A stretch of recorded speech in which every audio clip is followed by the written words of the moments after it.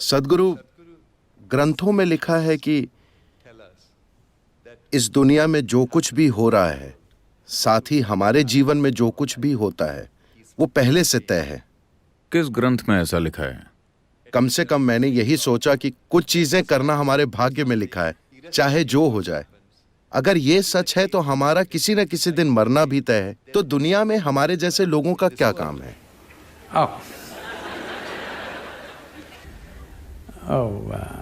निश्चित रूप से मरना हमारी किस्मत में है। लोग आकर मुझसे कहते हैं, सद्गुरु ये आदमी मेरा दुश्मन है, मैं उसे सहन नहीं कर सकता। मैं कहता हूं बस इंतजार कीजिए, वो मर जाएगा। आपको कुछ नहीं करना है, बस इंतजार कीजिए, बस धीरज रखिए। तो मरना तय है। हाँ, मगर मुझे नहीं लगता कि किसी भी ग्रंथ ने इस बात का जिक्र किया है कि आपका जीवन पहले से तय है या पहले से निर्धारित है।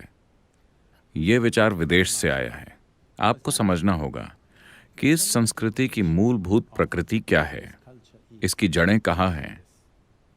यह एक बिना भगवान की संस्कृति है। आपको यह समझना होगा, इस देश में कभी भगवान की कोई धारणा नहीं रही है। वो धारणा विदेश से आई है। मैं इसे ठीक से समझाता हूं, क्योंकि इससे बहुत से लोग नाराज हो जाते हैं। हमारे पास कई देवी देवता हैं, कई सारे। हम 33 करोड़ जैसी किसी संख्या की बात करते हैं। ये सारे देवी देवता कैसे आए? एक ही ईश्वर में विश्वास करने वाले मानते हैं कि कोई एक भगवान है जो ऊपर बैठकर आपके लिए चीजें करता है, यानी कि कोई ऐसा शख्स है जो सारे फैसले करता है। इस संस्कृति में ऐसा नहीं है। यहाँ कोई भगवान नहीं है, लेकिन बहुत सारे देवी देवता हैं। ये देवी देवता कौन हैं? अगर आप पीछे मुड़कर देखें तो आपके पास जितने देवी देवता हैं, उनके लिए जिस शब्द का इस्तेमाल किया जाता था, आप देवी हैं, वो है यंत्र। उन्हें हमेशा यंत्र कहा गया। यंत्र शब्द का अर्थ है मशीन या उपकरण या औजार। जब मैं हमारे योगिक मंदिरों को उपकरण कहता हूं तो लोग आहत हो जाते हैं।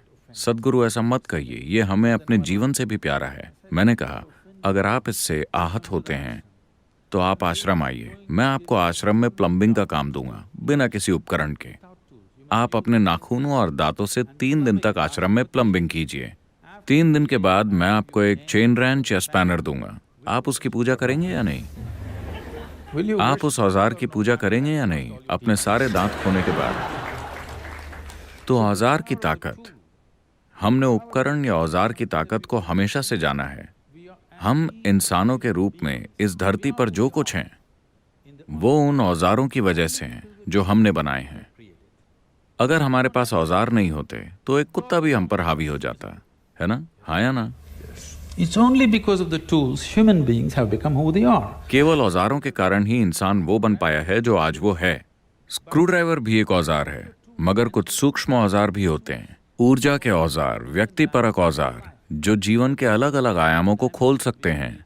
इसीलिए हमने हर आयाम के लिए एक अलग यंत्र, एक अलग संभावना बनाई, क्योंकि हम साफ तौर पर जानते थे कि इस यंत्र के बिना हम कभी इस संभावना को नहीं छू सकते। हम उसके आगे झुकते हैं और उसी की पूजा करते हैं, क्योंकि प्रार्थनाशील बने बिना ये आपके काम नहीं आएंगे। हम साफ तौर पर जानते हैं कि भगवान हमने ही बनाए हैं, बस बाकी लोग इसे भूल गए। तो यहाँ हमने आपसे कहा कि आपका जीवन आपका कर्म है। इसका मतलब है कि आपका जीवन आपका ही बनाया हुआ है।